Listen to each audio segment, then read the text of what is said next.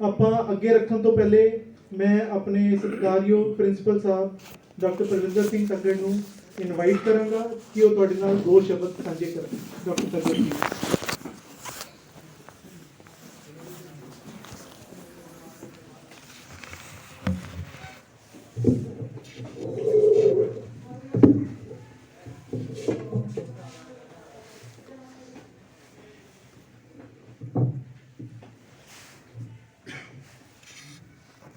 मेरे बहुत प्यारे साथी ते साडे अज दे इस छोटे जे समागम दे विशेष वक्ता डॉक्टर सतनाम जी ते बहुत प्यारे विद्यार्थियों,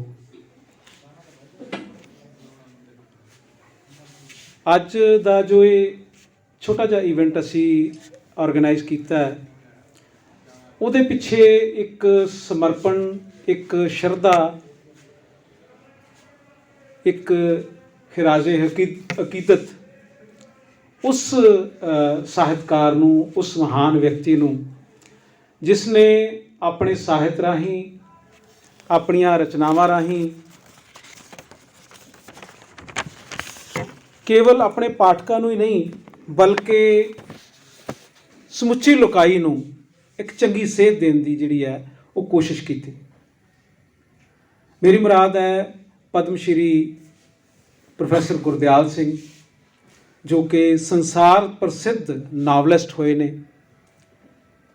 जिन्हां ने 10 जनवरी 1933 ਨੂੰ जन्म लिया और सारी जिंदगी जिहड़ी है वो जैतो के इलाके दे विच उन्हां ने गुजारी। तुहाडे चों जिहड़े जैतो शहर नूं संबंध रखते हैं उन्होंने पता होएगा, लेकिन क्योंकि तुसी विद्यार्थी हो, विद्यार्थियों को प्रोफैसर गुरदयाल सिंह के नाम बारे जरूर जानकारी होएगी। प्रोफैसर गुरदयाल सिंह एक शख्सियत ना हो के एक संस्था जे असी कह दईए तो कोई अतकथनी नहीं होएगी। अज का जो असी ये प्रोग्राम अचानक ही साडे दिमाग दे विच आया कि 10 जनवरी नूं उस दिन ऐतवार सी, उन्हां दा जन्मदिन सी। प्रोफैसर गुरदयाल सिंह होरां दी सब तो वड्डी जिहड़ी इस कालेज नाल याद जुड़ी हुई है वो ये है कि इस कालेज का उद्घाटन 17 अगस्त 2011 नूं किसी होर शख्सियत ने नहीं, किसी पोलीटिकल बंदे ने नहीं, किसी मुख मंत्री ने नहीं, प्रोफैसर गुरदयाल सिंह होरां ने कीता सी। क्योंकि उस वेले दे जो प्रिंसीपल सीगे ਜਾਂ ਸਟਾਫ ਸੀਗਾ, ਅਸੀਂ ਸਾਰਿਆਂ ਨੇ ਇਹ ਡਿਸਾਈਡ ਕੀਤਾ ਕਿ ਕਿਸੇ ਅਕਾਦਮਿਕ ਸ਼ਖਸੀਅਤ ਤੋਂ ਇਸ ਅਕਾਦਮਿਕ ਸੰਸਥਾ ਦਾ ਉਦਘਾਟਨ ਕਰਾਇਆ ਜਾਵੇ। ਤਾਂ 17 ਅਗਸਤ ਨੂੰ ਅਸੀਂ ਇੱਕ ਛੋਟਾ ਜਿਹਾ ਇਵੈਂਟ ਕੀਤਾ, ਆਜ਼ਾਦੀ ਦਾ ਜਿਹੜਾ ਦਿਹਾੜਾ ਸੀ 15 ਅਗਸਤ ਬੀਤਿਆ ਉਹਨੂੰ ਸਮਰਪਿਤ ਅਸੀਂ ਕੁਝ ਬੱਚਿਆਂ ਨੂੰ ਤਿਆਰ ਕੀਤਾ ਕਿ ਉਹ ਆਜ਼ਾਦੀ ਦੇ ਬਾਰੇ ਕੁਝ ਗੱਲਾਂ ਕਰਨ, ਆਜ਼ਾਦੀ ਦਿਹਾੜੇ ਬਾਰੇ ਕੁਝ ਗੱਲਾਂ ਕਰਨ, ਜੋ ਆਜ਼ਾਦੀ ਦੀ ਲੜਾਈ ਲੜੀ ਗਈ ਉਹਦੇ ਬਾਰੇ ਕੁਝ ਗੱਲਾਂ ਕਰਨ। ਤਾਂ ਛੋਟਾ ਜਿਹਾ ਬੱਚਿਆਂ ਦਾ ਇੱਕ ਸੈਮੀਨਾਰ ਅਸੀਂ ਕਰਵਾਇਆ। ਉਹਦੇ ਵਿੱਚ ਅਸੀਂ ਪ੍ਰੋਫੈਸਰ ਗੁਰਦਿਆਲ ਸਿੰਘ ਹੋਰਾਂ ਨੂੰ ਇਸ ਕਾਲਜ ਦਾ ਉਹਦਾ ਉਦਘਾਟਨ ਕਰਨ ਵਾਸਤੇ ਨਿਮੰਤਰਿਤ ਕੀਤਾ। ਔਰ ਜਦੋਂ ਅਸੀਂ ਕਿਸੇ ਪ੍ਰੋਫੈਸਰ ਗੁਰਦਿਆਲ ਸਿੰਘ ਦੀ ਇਹ ਖਾਸੀਅਤ ਸੀ, ਉਹ ਛੇਤੀ ਕਿਤੇ ਕਿਤੇ ਜਾਂਦੇ ਨਹੀਂ ਸੀ। ਅਤੇ ਜਦੋਂ ਅਸੀਂ ਉਹਨਾਂ ਨੂੰ ਇੱਥੇ ਲੈ ਕੇ ਆਏ, ਜੇ ਜਾਂਦੇ ਸੀ ਤਾਂ ਫਿਰ ਉਹ ਕਹਿੰਦੇ ਸੀ ਮੈਨੂੰ ਛੇਤੀ ਘਰੇ ਛੱਡ ਆਓ, ਕਿਉਂਕਿ ਉਮਰ ਦਾ ਤਕਾਜ਼ਾ ਸੀਗਾ। ਲੇਕਿਨ ਜਦੋਂ ਉਹ ਸਾਡੇ ਕਾਲਜ ਦੇ ਵਿੱਚ ਆਏ ਤਾਂ ਉਹਨਾਂ ਨੇ ਇੱਥੇ ਬੈਠਿਆਂ 3 ਵਾਰ ਤਾਂ ਚਾਹ ਪੀਤੀ। ਅਸੀਂ ਜਦੋਂ ਘੰਟਾ ਕੁ ਬੈਠੇ ਰਹੇ ਫਿਰ ਅਸੀਂ ਪੁੱਛਿਆ ਕਰੀਏ ਜੀ ਚਾਹ, ਕਹਿੰਦੇ ਹਾਂ ਪੀਵਾਂਗੇ। ਅਤੇ ਉਹਨਾਂ ਦੀਆਂ ਅੱਖਾਂ ਦੇ ਵਿੱਚ ਇੱਕ ਅਜੀਬ ਕਿਸਮ ਦੇ ਅਥਰੂ ਸੀ, ਖੁਸ਼ੀ ਦੇ ਅਤੇ ਮਾਣ ਦੇ। ਉਹ ਕਹਿੰਦੇ ਕਿ ਮੈਂ ਕਦੇ ਇਹ ਤਾਂ ਸੋਚਿਆ ਸੀ ਕਿ ਮੇਰੇ ਇਸ ਏਰੀਏ ਦੇ ਵਿੱਚ ਕਾਲਜ ਦੀ ਜ਼ਰੂਰਤ ਹੈ ਅਤੇ ਬਹੁਤ ਚਿਰ ਤੋਂ ਕੋਸ਼ਿਸ਼ਾਂ ਵੀ ਚੱਲ ਰਹੀਆਂ ਸੀਗੀਆਂ, ਲੇਕਿਨ ਮੈਨੂੰ ਨਹੀਂ ਸੀ ਪਤਾ ਕਿ ਇਸ ਕਿਸਮ ਦੀ ਇਮਾਰਤ ਵਾਲਾ ਕਾਲਜ ਮੇਰੇ ਇਲਾਕੇ ਨੂੰ ਮਿਲੇਗਾ। ਅਤੇ ਅੱਜ ਮੈਂ ਪਹਿਲੇ ਦਿਨ ਇਸ ਸਾਰੀ ਇਮਾਰਤ ਨੂੰ ਦੇਖ ਕੇ ਅਤੇ ਇੱਥੋਂ ਦੇ ਵਿਦਿਆਰਥੀਆਂ ਨੂੰ ਦੇਖ ਕੇ ਜਿਹੜੇ ਇੱਥੇ ਦਾਖਲ ਹੋਏ ਨੇ, ਮੇਰਾ ਮਨ ਬੜਾ ਖੁਸ਼ ਹੋਇਆ। ਅਤੇ ਇਸ ਗੱਲ ਨੂੰ ਜ਼ਾਹਰ ਕਰਦਿਆਂ ਉਹਨਾਂ ਦੀਆਂ ਅੱਖਾਂ ਜਿਹੜੀਆਂ ਉਹ ਨਮ ਹੋ ਗਈਆਂ। ਫਿਰ ਕਿੰਨੀ ਦੇਰ ਉਹ ਕਿ ਅਸੀਂ ਕਿਵੇਂ ਪੜ੍ਹਨ ਜਾਂਦੇ ਸੀ, ਸਾਡੀ ਕੀ ਸਰਕਮਸਟਾਂਸਿਸ ਸੀ, ਕਿਉਂਕਿ ਉਹਨਾਂ ਨੇ ਆਪਣੀ ਜ਼ਿੰਦਗੀ ਦੇ ਵਿੱਚ ਪੜ੍ਹਾਈ ਛੱਡਤੀ ਸੀ ਅਤੇ ਆਪਣੇ ਪਿਤਾ ਨਾਲ ਕਾਰਪੈਂਟਰ ਦਾ ਕੰਮ ਜਿਹੜਾ ਹੈ ਉਹ ਤਰਖਾਣਾ ਕੰਮ ਜਿਹੜਾ ਕਰਨਾ ਸ਼ੁਰੂ ਕਰਤਾ ਸੀ। ਫਿਰ ਉਹਨਾਂ ਨੂੰ ਲੱਗਿਆ ਕਿ ਚਿਟਕ ਆਈ ਕਿ ਮੈਨੂੰ ਪੜ੍ਹਨਾ ਚਾਹੀਦਾ, ਕੁਝ ਹੋਰ ਕਰਨਾ ਚਾਹੀਦਾ। ਫਿਰ ਉਹਨਾਂ ਨੇ BA ਤੱਕ ਦੀ ਪੜ੍ਹਾਈ ਕੀਤੀ, MA ਕੀਤੀ। ਪਹਿਲਾਂ ਪ੍ਰਾਇਮਰੀ ਅਧਿਆਪਕ ਲੱਗੇ ਰਹੇ, ਉਸ ਤੋਂ ਬਾਅਦ ਉਹ ਪੰਜਾਬੀ ਮਾਸਟਰ ਵਜੋਂ ਕੰਮ ਕਰਦੇ ਰਹੇ ਹਾਈ ਸਕੂਲ ਦੇ ਵਿੱਚ। ਪਹਿਲਾਂ ਪ੍ਰਾਇਮਰੀ ਸਕੂਲ 'ਚ ਉਹਨਾਂ ਨੇ ਕੰਮ ਕੀਤਾ। ਆ ਜਾਓ ਬੇਟਾ, ਇੱਧਰ ਦੀ ਆ ਜਾਓ, ਇੱਧਰ ਲੰਘ ਆ, ਰਸਤਾ ਦੇ ਥੋੜ੍ਹਾ ਜਿਹਾ।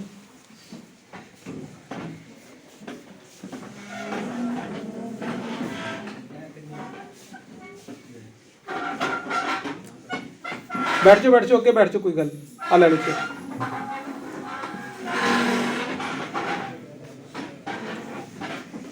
पहला वो प्राइमरी अध्यापक बने, फिर हाई स्कूल च उन्होंने पंजाबी पढ़ाई। उस तो बाद वो बरजिंदरा कॉलेज फरीदकोट के प्रोफैसर लग गए। इत्थे भी उन्होंने जिहड़ी है वो ग्रोथ जा कह सकते हैं कि उन्होंने चढ़त रुकी नहीं। फिर वो Punjabi university regional centre Bathinda के प्रोफैसर लगे रहे, वो डायरैक्टर भी रहे, मुखी भी रहे। लंबा समा उन्होंने उत्थे सेवा की। प्रोफैसर गुरदयाल सिंह होरां दी जिहड़ी ਸਾਹਿਤਕਾਰੀ है ਜਾਂ जिस तरह का उन्होंने ਸਾਹਿਤ लिखिया है, उन्होंने साडे इस इलाके की जिहड़ी डायलैक्ट है, जिन्होंने उपबोली असीं कह दिंदे, उपभाषा कह दिंदे, ਉਹਦੇ ਵਿੱਚ ਸਾਹਿਤ ਲਿਖਿਆ ਤੇ ਉਹਦੇ ਨਾਵਲਾਂ ਨੂੰ ਆਂਚਲਿਕ ਨਾਵਲ ਵੀ ਕਹਿ ਦਿੱਤਾ ਜਾਂਦਾ, ਭਾਵ ਕਿਸੇ ਖਾਸ ਖਿੱਤੇ ਦੇ ਨਾਵਲ। ਤਾਂ ਪ੍ਰੋਫੈਸਰ ਗੁਰਦਿਆਲ ਸਿੰਘ ਦੀ ਖਾਸੀਅਤ ਇਹ ਹੈ ਕਿ ਉਹਨੇ ਕੇਵਲ ਤੇ ਕੇਵਲ ਆਹ ਜਿਹੜਾ ਇਲਾਕਾ ਹੈਗਾ ਜੈਤੋ ਇਲਾਕਾ, ਇੱਥੋਂ ਦੇ ਲੋਕਾਂ ਦੀਆਂ ਕੀ ਸਮੱਸਿਆਵਾਂ ਸੀ, ਨਿਮਨ ਲੋਕਾਂ ਦੀਆਂ ਕੀ ਸਮੱਸਿਆਵਾਂ ਸੀ, ਮਾੜੇ ਕਿਸਾਨਾਂ ਦੀਆਂ ਕੀ ਸਮੱਸਿਆਵਾਂ ਸੀ, ਇਹਦੇ ਤੇ ਸਾਰਾ ਜਿਹੜਾ ਸਾਹਿਤ ਹੈ ਉਹ ਲਿਖਿਆ। ਪ੍ਰੋਫੈਸਰ ਗੁਰਦਿਆਲ ਸਿੰਘ ਨੂੰ ਪੰਜਾਬੀ ਯੂਨੀਵਰਸਿਟੀ ਪਟਿਆਲਾ ਨੇ ਕਿਹਾ ਕਿ ਤੁਸੀਂ ਇੱਥੇ ਪੰਜਾਬੀ ਡਿਪਾਰਟਮੈਂਟ ਦੇ ਵਿੱਚ ਆਓ। ਇਹ ਗੱਲਾਂ ਜਿਹੜੀਆਂ ਤੁਹਾਡੇ ਨਾਲ ਮੈਂ ਸਾਂਝੀਆਂ ਕਰ ਰਿਹਾ, ਜਦੋਂ ਇੱਥੇ ਪ੍ਰੋਗਰਾਮ 'ਚ ਅਸੀਂ ਬੁਲਾਇਆ ਉਦੋਂ ਇਹ ਗੱਲਾਂ ਉਹਨਾਂ ਨੇ ਸਾਡੇ ਨਾਲ ਕੀਤੀਆਂ। ਤੇ ਕਹਿੰਦੇ ਮੈਂ ਉਹਨਾਂ ਨੂੰ ਕਿਹਾ ਕਿ ਮੈਂ ਇੱਥੇ ਠੀਕ ਹਾਂ ਆਪਣੇ ਜੈਤੋ ਇਲਾਕੇ 'ਚ, ਉੱਥੇ ਨਹੀਂ ਮੈਂ ਜਾ ਸਕਦਾ। ਉਹ ਕਹਿੰਦੇ ਵੀ ਤੁਸੀਂ ਇੱਥੇ ਕਿਉਂ ਨਹੀਂ ਆ ਸਕਦੇ? ਉਹਦਾ ਕਾਰਨ ਇਹ ਹੈ ਕਿ ਮੈਂ ਜੇ ਜੈਤੋ ਛੱਡ ਗਿਆ ਤੇ ਮੇਰੇ ਪਾਤਰ ਇੱਥੇ ਹੀ ਰਹਿ ਜਾਣਗੇ। ਮੈਂ ਸਾਹਿਤ ਰਚਨਾ ਕਰਨੀ ਹੈ ਤੇ ਇਹਨਾਂ ਲੋਕਾਂ ਬਾਰੇ ਕਰਨੀ ਹੈ ਤੇ ਇਹਨਾਂ ਲੋਕਾਂ 'ਚ ਰਹਿ ਕੇ ਹੀ ਮੈਂ ਕਰ ਸਕਦਾ। ਪਟਿਆਲੇ ਵਰਗੇ ਸ਼ਹਿਰ 'ਚ ਮੈਂ ਨਹੀਂ ਰਹਿ ਸਕਦਾ। ਸੋ ਇੱਥੋਂ ਤੁਸੀਂ ਉਹਨਾਂ ਦੀ ਇਲਾਕੇ ਨਾਲ ਕਿੰਨਾ ਕੁ ਪ੍ਰੇਮ ਹੋਊਗਾ, ਜੈਤੋ ਨਾਲ ਕਿੰਨਾ ਕੁ ਪ੍ਰੇਮ ਹੋਊਗਾ। ਜਿਹੜੇ ਲੋਕਾਂ ਨੇ ਉਹਨਾਂ ਦੇ ਨਾਵਲ ਪੜ੍ਹੇ ਨੇ, ਸਭ ਤੋਂ ਪਹਿਲਾਂ ਉਹਨਾਂ ਨੇ ਜਿਹੜੀ ਕਿਤਾਬ ਲਿਖੀ ਸੀ ਉਹ ਸੀ ਗੰਗਸਰ ਦੇ ਸ਼ਹੀਦ। ਬਟ ਉਸ ਤੋਂ ਬਾਅਦ ਉਹਦਾ ਪਹਿਲਾ ਕਹਾਣੀ ਸੰਗ੍ਰਹਿ ਛਪਿਆ ਸੱਗੀ ਫੁੱਲ। ਤਾਂ ਉਹਨਾਂ ਦਾ ਨਾਂ ਜਿਹੜਾ ਹੈ ਉਹ ਗੁਰਦਿਆਲ ਸਿੰਘ ਸੱਗੀ ਫੁੱਲ ਵੀ ਪੈ ਗਿਆ। ਕੁਝ ਸਮਾਂ ਉਹ ਗੁਰਦਿਆਲ ਸਿੰਘ ਰਾਹੀ ਦੇ ਨਾਂ ਥੱਲੇ ਵੀ ਲਿਖਦੇ ਰਹੇ। ਫਿਰ ਉਹਨਾਂ ਨੇ ਸਿਰਫ ਗੁਰਦਿਆਲ ਸਿੰਘ ਦੇ ਨਾਂ ਥੱਲੇ ਸਾਹਿਤ ਲਿਖਿਆ।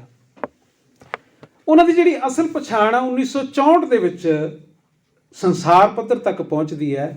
ਉਹ ਹੈ 1964 'ਚੋਂ ਲਿਖਦੇ ਆ ਨਾਵਲ ਮੜੀ ਦਾ ਦੀਵਾ। ਮੜੀ ਦਾ ਦੀਵਾ ਨਾਵਲ 'ਤੇ ਫਿਲਮ ਵੀ ਬਣੀ।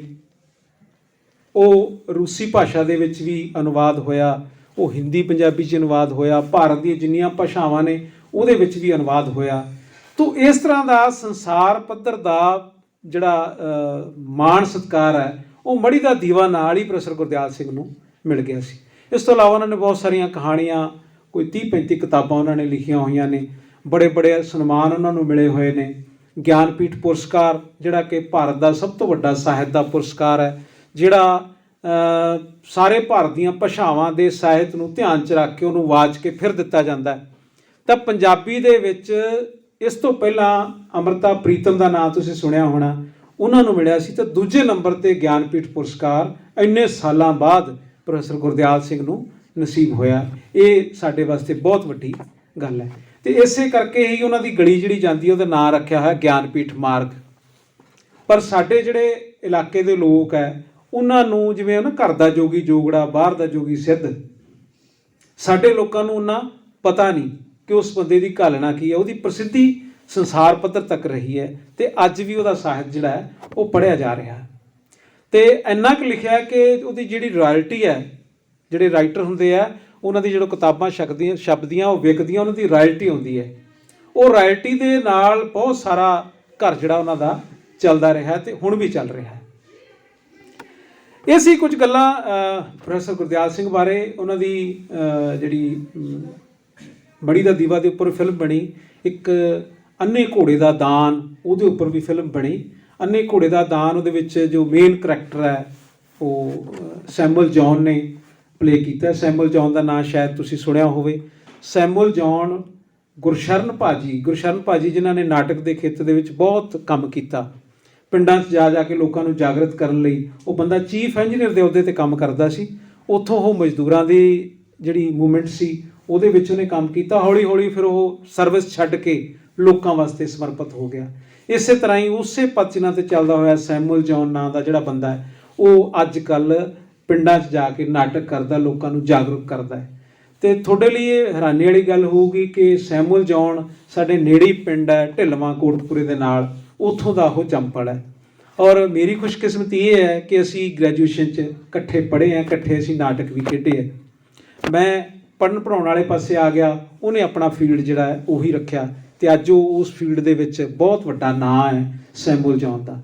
ਇਸ ਸ਼ਹਿਰ ਦਾ ਇੱਕ ਹੋਰ ਵੀ ਨਾਟਕਕਾਰ ਬੜਾ ਮਸ਼ਹੂਰ ਹੈ, ਪਾਲੀ ਭੁਪਿੰਦਰ।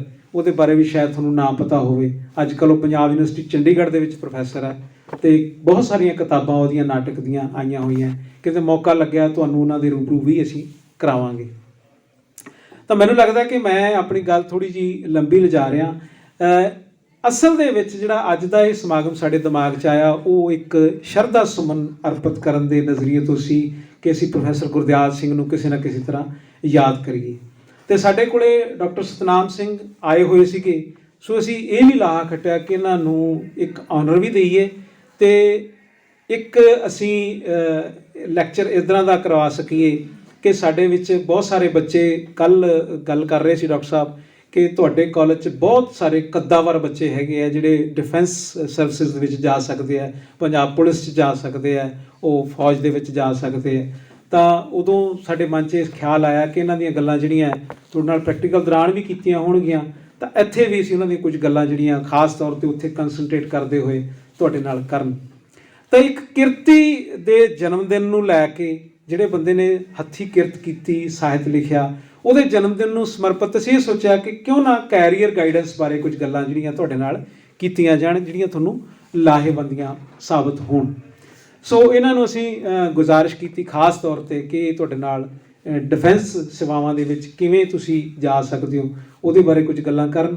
ਔਰ ਡਾਕਟਰ ਸੁਭਾਸ਼ ਸਾਡੇ ਦਰਮਿਆਨ ਨੇ, ਕੰਪਿਊਟਰ ਦੇ ਪ੍ਰੋਫੈਸਰ ਨੇ। ਇਹ ਤੁਹਾਨੂੰ ਕੰਪਿਊਟਰ ਬਾਰੇ ਬਹੁਤ ਸਾਰੀ ਜਾਣਕਾਰੀ ਇਹਨਾਂ ਦੇ ਕੋਲ ਹੈ, ਇਹ ਦੱਸ ਸਕਦੇ ਨੇ। ਸਮਾਂ ਹੋਇਆ ਤਾਂ ਇਹ ਵੀ ਤੁਹਾਡੇ ਨਾਲ ਇਹਦੇ ਬਾਰੇ ਗੱਲ ਕਰਨਗੇ। ਸੋ ਅਗਲਾ ਪ੍ਰੋਗਰਾਮ ਮੈਂ ਡਾਕਟਰ ਖੰਨਾ ਹੋਰਾਂ ਨੂੰ ਕਹਾਂਗਾ ਕਿ ਅੱਗੇ ਚਲਾਉਣ। ਬਹੁਤ ਬਹੁਤ ਧੰਨਵਾਦ। ਤੁਸੀਂ ਬੜੇ ਵਧੀਆ ਲੱਗ ਰਹੇ ਹੋ ਬੈਠੇ, ਬੜੇ ਡਿਸਿਪਲਿਨ ਦੇ ਵਿੱਚ ਬੈਠੇ ਹੋ। ਕਈਆਂ ਨੂੰ ਐਂ ਲੱਗਿਆ ਹੋਊਗਾ ਕਿ ਸਾਨੂੰ ਬੰਨ੍ਹ ਕੇ ਬਿਠਾ ਲਿਆ। ਕਈ ਵਾਰੀ ਕੋਈ ਚੰਗੀ ਚੀਜ਼ ਜਿਹੜੀ ਹੈ ਜਦੋਂ ਜਵਾਕ ਨੂੰ ਦਵਾਈ ਦੇਣੀ ਹੁੰਦੀ ਹੈ ਨਾ, ਉਹਦਾ ਮੂੰਹ ਫੜਨਾ ਪੈਂਦਾ ਹੈ ਅਤੇ ਫਿਰ ਉਹ 'ਚ ਚਮਚਾ ਪਾਉਣਾ ਪੈਂਦਾ ਹੈ। ਪਹਿਲਾਂ ਤਾਂ ਤੁਹਾਨੂੰ ਐਂ ਲੱਗੂਗਾ, ਹੌਲੀ ਹੌਲੀ ਜਦੋਂ ਤੁਹਾਨੂੰ ਦਵਾਈ ਸਵਾਦ ਲੱਗਣ ਲੱਗ ਗਈ, ਅਸਰ ਕਰਨ ਲੱਗ ਗਈ, ਫਿਰ ਤੁਹਾਨੂੰ ਟੌਨਿਕ ਫੀਲ ਹੋਊਗਾ। ਤਾਂ ਇਸ ਤਰ੍ਹਾਂ ਦੀਆਂ ਗੱਲਾਂ ਕਾਲਜਸ ਦੇ ਵਿੱਚ, ਯੂਨੀਵਰਸਿਟੀ ਦੇ ਵਿੱਚ ਹੋਣੀਆਂ ਚਾਹੀਦੀਆਂ। ਜਦੋਂ ਗੱਲਾਂ ਹੁੰਦੀਆਂ, ਮੈਂ ਜੇ ਪ੍ਰੋਫੈਸਰ ਬਣਿਆ ਨਾ ਤਾਂ ਮੈਂ ਐਂ ਬਣਿਆ ਕਿ ਮੇਰੇ ਟੀਚਰ ਜਿਹੜੇ ਸੀਗੇ ਉਹ ਸਾਹਿਤਕਾਰਾਂ ਨੂੰ ਸਾਨੂੰ ਮਿਲਾਉਂਦੇ ਰਹਿੰਦੇ ਸੀ। ਮੈਂ ਅੱਜ ਵੀ ਯਾਦ ਕਰਦਾ ਆਪਣੇ ਸਕੂਲ ਦੇ ਅਧਿਆਪਕ ਨਿਰਭੈ ਸਿੰਘ ਸੰਧੂ ਹੋਰਾਂ ਨੂੰ। ਉਹ ਕੀ ਕਰਦੇ ਸੀ, ਉਹ ਸਾਨੂੰ ਪੜ੍ਹਾਉਂਦੇ ਬਹੁਤ ਘੱਟ ਸੀ। ਮੈਨੂੰ ਇਸ ਦੱਸਣ 'ਚ ਕੋਈ ਸੰਗ ਨਹੀਂ, ਉਹ ਪੜ੍ਹਾਉਂਦੇ ਨਹੀਂ ਸੀ ਹੁੰਦੇ। ਉਹਨਾਂ ਦਾ 6ਵਾਂ ਪੀਰੀਅਡ ਹੁੰਦਾ ਸੀ ਇਹਦੀ ਛੁੱਟੀ ਤੋਂ ਬਾਅਦ। ਤਾਂ ਉਦੋਂ ਕੋਈ ਨਾ ਕੋਈ, ਮੈਂ ਗਵਰਨਮੈਂਟ ਸੀਨੀਅਰ ਸੈਕੰਡਰੀ ਸਕੂਲ ਕੋਟਕਪੂਰੇ ਪੜ੍ਹਿਆ, ਮੁੰਡੇ ਵਾਲੇ ਸਕੂਲ ਜਿਹਨੂੰ ਕਹਿੰਦੇ ਆ। ਤਾਂ ਉੱਥੇ ਚੌਂਕ ਦੇ ਵਿੱਚ ਉਹ ਸਕੂਲ ਹੈ ਅਤੇ ਜਿਹੜਾ ਕੋਈ ਸਾਹਿਤਕਾਰ ਲੰਘਦਾ ਟੱਪਦਾ ਉੱਥੇ ਉਤਰ ਜਾਂਦਾ। ਫਿਰ ਉਹ ਨਿਰਭੈ ਸਿੰਘ ਸੰਧੂ ਦੇ ਬੜੇ ਸੰਬੰਧ ਸੀ ਲੋਕਾਂ ਨਾਲ, ਅਤੇ ਉਹਨਾਂ ਕੋਲ ਆ ਜਾਂਦਾ। ਫਿਰ ਉਹ ਚਾਹ ਪੀਂਦੇ ਇਕੱਠੇ ਬੈਠ ਕੇ ਰਿਸੈਸ ਦੇ ਵਿੱਚ, ਅਤੇ 6ਵਾਂ ਪੀਰੀਅਡ ਸਾਡਾ ਹੁੰਦਾ। ਫਿਰ ਉਹ ਕਹਿੰਦੇ ਵੀ ਤੁਸੀਂ ਆਏ ਹੋ, ਆ ਸਾਡੇ ਵਿਦਿਆਰਥੀਆਂ ਨਾਲ ਕੁਝ ਗੱਲਾਂ ਕਰੋ। ਫਿਰ ਉਹ ਸਾਹਿਤਕਾਰ ਸਾਡੇ ਨਾਲ ਗੱਲਾਂ ਕਰ ਜਾਂਦਾ। ਕਿੱਡੀ ਵੱਡੀ ਮਤਲਬ ਯੋਗਦਾਨ ਸੀ ਉਸ ਅਧਿਆਪਕ ਦਾ ਸਾਡੀ ਜ਼ਿੰਦਗੀ ਦੇ ਵਿੱਚ। ਠੀਕ ਹੈ। ਤਾਂ ਇਸ ਤਰ੍ਹਾਂ ਗੱਲਾਂ ਕਰਦਿਆਂ ਕਰਦਿਆਂ ਹੀ ਬਹੁਤ ਸਾਰੇ ਅਧਿਆਪਕ ਇਹੋ ਜਿਹੇ ਮਿਲੇ, ਉਹਨਾਂ ਦੀਆਂ ਗੱਲਾਂ ਸੁਣੀਆਂ, ਉਹਨਾਂ ਦੀਆਂ ਗੱਲਾਂ ਸੁਣ ਕੇ ਜੀਅ ਕੀਤਾ ਵੀ ਆਪਾਂ ਵੀ ਇਹੋ ਜਿਹੇ ਬਣੀਏ। ਡਿਊ ਟੂ ਦੈਟ ਕਿ ਮੈਂ ਇੱਥੋਂ ਤੱਕ ਪਹੁੰਚ ਸਕਿਆ। ਤਾਂ ਅਸੀਂ ਕੋਸ਼ਿਸ਼ ਕਰਦੇ ਹਾਂ ਕਿ ਜਿਸ ਤਰ੍ਹਾਂ ਅਸੀਂ ਜ਼ਿੰਦਗੀ 'ਚ ਸਫਲਤਾ ਹਾਸਲ ਕੀਤੀ ਹੈ, ਤਾਂ ਅਸੀਂ ਤੁਹਾਨੂੰ ਵੀ ਇਸ ਯੋਗ ਬਣਾਈਏ ਕਿ ਤੁਸੀਂ ਜ਼ਿੰਦਗੀ 'ਚ ਸਫਲ ਹੋ ਸਕੋ। ਸੋ ਸਾਰਾ ਸਾਲ ਆਪਣੇ ਕੋਲ ਪਿਆ, ਗੱਲਾਂ ਮੈਂ ਹੋਰ ਫੇਰ ਕਰਦਾ ਰਹੂੰਗਾ ਤੁਹਾਡੇ ਨਾਲ। ਅਗਲਾ ਪ੍ਰੋਗਰਾਮ ਮੈਂ ਬੇਨਤੀ ਕਰਾਂਗਾ ਡਾਕਟਰ ਖੰਨਾ ਹੋਰਾਂ ਨੂੰ, ਜੋ ਕੋਆਰਡੀਨੇਟਰ ਨੇ, ਉਹ ਸਾਰਾ ਕੁਛ ਉਹਨਾਂ ਨੇ ਅਰੇਂਜ ਕੀਤਾ। ਇੱਕ ਗੱਲ ਮੈਂ ਹੋਰ ਸਾਡੇ ਸਟਾਫ ਮੈਂਬਰ ਸਾਹਿਬਾਨ ਨੂੰ ਦੱਸਣਾ ਚਾਹੂੰਗਾ ਕਿ ਜੋ ਸਾਡੇ ਅੱਜ ਦੇ ਵਿਸ਼ੇਸ਼ ਵਕਤਾ ਨੇ, ਡਾਕਟਰ ਸਤਨਾਮ ਸਿੰਘ, ਇਹ ਯੂਨੀਵਰਸਿਟੀ ਕਾਲਜ ਘੁੱਦੇ ਪੋਸਟਡ ਨੇ। ਔਰ ਸਾਡੇ ਕੋਲ ਫਿਜ਼ੀਕਲ ਐਜੂਕੇਸ਼ਨ ਦਾ ਅਧਿਆਪਕ ਨਹੀਂ ਸੀ। ਮੈਂ ਡਾਕਟਰ ਖੰਨਾ ਕੋਲੇ ਫਿਕਰ ਜ਼ਾਹਰ ਕੀਤਾ ਕਿ ਬੱਚੇ ਮੈਨੂੰ ਫੋਨ ਕਰਦੇ ਜੀ ਸਾਡੇ ਫਿਜ਼ੀਕਲ ਦੇ ਅਧਿਆਪਕ ਦਾ ਕੀ ਪ੍ਰਬੰਧ ਹੈ। ਯੂਨੀਵਰਸਿਟੀ ਮੈਂ ਗੱਲ ਕਰਦਾ ਸੀ, ਕੋਈ ਨਹੀਂ ਕਰ ਦਿਆਂਗੇ, ਹੋ ਜਾਊਗਾ। ਮੈਂ ਕਿਹਾ ਆਪਣੇ ਲੈਵਲ 'ਤੇ ਆਪਾਂ ਕੀ ਕਰ ਸਕਦੇ ਹਾਂ। ਤਾਂ ਖੰਨਾ ਸਾਹਿਬ ਨੇ ਕਿਹਾ ਵੀ ਡਾਕਟਰ ਸਨਾਮ ਹੈਗੇ, ਮੈਂ ਉਹਨਾਂ ਨਾਲ ਗੱਲ ਕਰਕੇ ਦੇਖਦਾ। ਇਹਨਾਂ ਨਾਲ ਅਸੀਂ ਗੱਲ ਕੀਤੀ, ਇਹ ਕਹਿੰਦੇ ਮੇਰੇ ਵੱਲੋਂ ਤਾਂ ਕੋਈ ਪ੍ਰੋਬਲਮ ਨਹੀਂ, ਮੇਰੇ ਪ੍ਰਿੰਸੀਪਲ ਤੱਕ ਜੇ ਗੱਲ ਪਹੁੰਚ ਜੇ ਤਾਂ ਜ਼ਿਆਦਾ ਚੰਗਾ। ਤੇ ਇਹਨਾਂ ਜਿਹੜੇ ਪ੍ਰਿੰਸੀਪਲ ਉਹ ਮੇਰੇ ਦੋਸਤ ਨੇ, ਮੈਂ ਉਹਨਾਂ ਨੂੰ ਬੇਨਤੀ ਕੀਤੀ ਤਾਂ ਗੱਲ ਪ੍ਰਵਾਨ ਚੜ੍ਹ ਗਈ। ਤੁਹਾਡੇ ਆਨਲਾਈਨ ਲੈਕਚਰ ਇਹਨਾਂ ਨੇ ਲਏ, ਠੀਕ ਹੈ। ਫਿਰ ਅਸੀਂ ਇਹਨਾਂ ਨੂੰ ਬੇਨਤੀ ਕੀਤੀ ਵੀ ਹੁਣ ਪ੍ਰੈਕਟੀਕਲ ਵੀ ਤੁਸੀਂ ਲੈ ਕੇ ਜਾਓ, ਤਾਂ ਇਹਨਾਂ ਨੇ ਸਾਡੀ ਬੇਨਤੀ ਪ੍ਰਵਾਨ ਕਰਦੇ ਹੋਏ ਤੁਹਾਡਾ ਪ੍ਰੈਕਟੀਕਲ ਵੀ ਲਿਆ। ਕੱਲ੍ਹ ਦਾ ਪ੍ਰੈਕਟੀਕਲ ਬੜਾ ਸਖਤ ਹੋਇਆ BA ਸੈਕੰਡ ਈਅਰ ਵਾਲਿਆਂ ਦਾ। ਅੱਜ ਇਹਨਾਂ ਨੂੰ ਬੇਨਤੀ ਕੀਤੀ ਸੀ ਕਿ ਜਿਹੜੇ ਫਾਈਨਲ ਦੇ ਸਟੂਡੈਂਟ ਆ, ਆਊਟਗੋਇੰਗ ਸਟੂਡੈਂਟ ਆ ਸਾਡੇ, ਇਹਨਾਂ ਦੇ ਨੰਬਰ ਵੀ ਸੋਹਣੇ ਲਾਉਣੇ ਆ ਅਤੇ ਇਹਨਾਂ ਨਾਲ ਤੁਸੀਂ ਮੋਟੀਵੇਸ਼ਨਲ ਗੱਲਾਂ ਵੀ ਕਰਨੀਆਂ। ਸੋ ਤੁਹਾਡਾ ਬਹੁਤ ਬਹੁਤ ਧੰਨਵਾਦ ਕਿ ਤੁਸੀਂ ਸਾਡੇ ਸੱਦੇ ਨੂੰ ਪ੍ਰਵਾਨ ਕੀਤਾ। ਕੰਮ ਤਾਂ ਆਪਦੇ ਬੰਦੇ ਨੂੰ ਕਈ ਵਾਰੀ ਕਹਿ ਦਈਏ, ਉਹ ਵੀ ਕਈ ਵਾਰੀ ਕਹਿ ਦਿੰਦਾ ਜੀ ਮੈਂ ਹੁਣ ਇੰਨਾ ਕੰਮ ਕਿਵੇਂ ਕਰਾਂ। ਤਾਂ ਅਸੀਂ ਆਪਦੇ ਲਗਭਗ ਕਹਿ ਸਕਦੇ ਕਿ 350 ਸਟੂਡੈਂਟ, ਅਬਾਊਟ 400 ਸਟੂਡੈਂਟ ਇਹਨਾਂ ਦੇ ਪੱਲੇ ਪਾਤਾ ਵੀ ਤੁਸੀਂ ਪੜ੍ਹਾਓ ਜੀ ਆਨਲਾਈਨ, ਠੀਕ ਹੈ। ਔਰ ਬੱਚਿਆਂ ਤੋਂ ਬੜਾ ਅੱਛਾ ਰਿਸਪੌਂਸ ਸਾਨੂੰ ਮਿਲਿਆ ਕਿ ਵਧੀਆ ਸਾਰਾ ਕੁਝ ਹੋ ਰਿਹਾ। ਔਰ ਬੜੇ ਸ਼ਾਰਟ ਪੀਰੀਅਡ ਦੇ ਵਿੱਚ, ਲਗਭਗ 1.5 ਮਹੀਨੇ ਦੇ ਵਿੱਚ ਇਹਨਾਂ ਨੇ ਸਾਰਾ ਸਿਲੇਬਸ ਜਿਹੜਾ ਤੁਹਾਨੂੰ ਕਰਾਉਣ ਦੀ ਕੋਸ਼ਿਸ਼ ਕੀਤੀ। ਸੋ ਮੈਂ ਤੁਹਾਡੇ ਪਾਰਟ 'ਤੇ ਵੀ, ਕਾਲਜ ਦੇ ਪਾਰਟ 'ਤੇ ਵੀ ਇਹਨਾਂ ਦਾ ਬਹੁਤ ਬਹੁਤ ਧੰਨਵਾਦ ਇਹਨਾਂ ਪ੍ਰਤੀ ਵਿਅਕਤ ਕਰਦਾ ਕਿ ਆਉਣ ਵਾਲੇ ਸਮੇਂ 'ਚ ਵੀ ਸਾਨੂੰ ਜੇ ਜ਼ਰੂਰਤ ਪੈਂਦੀ ਰਹੇਗੀ ਤਾਂ ਸਾਨੂੰ ਲੱਗਦਾ ਕਿ ਸਾਡੇ ਕੋਲ ਇੱਥੇ ਜ਼ਰੂਰ ਤਸ਼ਰੀਫ ਲਿਆਇਆ ਕਰਨਗੇ। ਇਹਨਾਂ ਸ਼ਬਦਾਂ ਨਾਲ ਮੈਂ ਬੇਨਤੀ ਕਰਾਂਗਾ ਡਾਕਟਰ ਸਮਰਾਟ ਹੋਰਾਂ ਨੂੰ ਕਿ ਅਗਲਾ ਪ੍ਰੋਗਰਾਮ ਨੂੰ ਚਲਾਉਣ। ਵੈਸੇ ਇਹਨਾਂ ਨੇ 2 ਸ਼ਬਦ ਕਹੇ ਸੀ, ਮੈਂ ਤਾਂ ਕਈ ਸ਼ਬਦ ਕਹਿ ਤੇ। ਬਹੁਤ ਬਹੁਤ ਸ਼ੁਕਰੀਆ।